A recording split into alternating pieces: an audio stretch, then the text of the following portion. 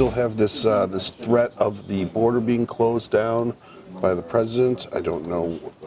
That would not be good for things, but the market doesn't seem to think that it's going to be that big of a deal. 191.46 for Apple. We did have that expiring position on Friday that didn't work out for us. That happens. We still have